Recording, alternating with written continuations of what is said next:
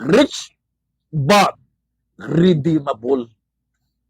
May pag-asa.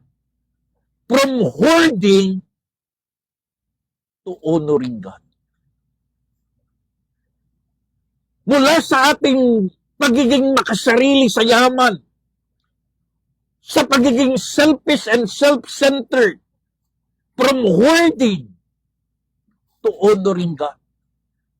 Kung nagamit natin ang yaman natin sa ating sariling kapakinabangan, kung nagamit natin ang yaman natin sa ating kayabangan, sa ating kapalaluan, sa ating mga bisyo, sa ating kamunduhan at kalayawan, ito yung good news. Pwede pa tayong magbago.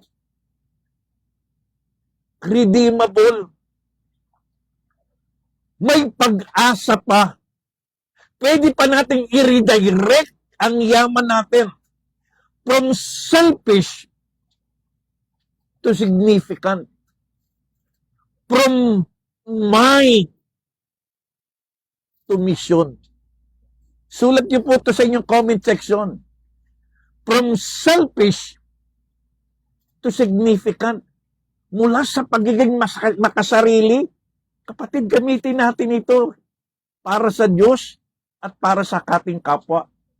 From mind to mission. Mula sa sarili uli natin, kayabangan natin, kapalaluan natin, mag-mission tayo. Hindi hadlang ang yaman kung handang magbago ang puso natin. So kapatid, kaibigan, kung ikaw man ay naligaw ng landas, nadaya, dahil sa pangarap na yumaman, nakalimot sa Diyos, tumalikod sa Diyos, lumayo sa Diyos, lumakad sa kalikuan, kapatid, may pag-asa ng pagbabago. Kung handa tayong magbago at magbalik loob sa Diyos, pwedeng-pwede.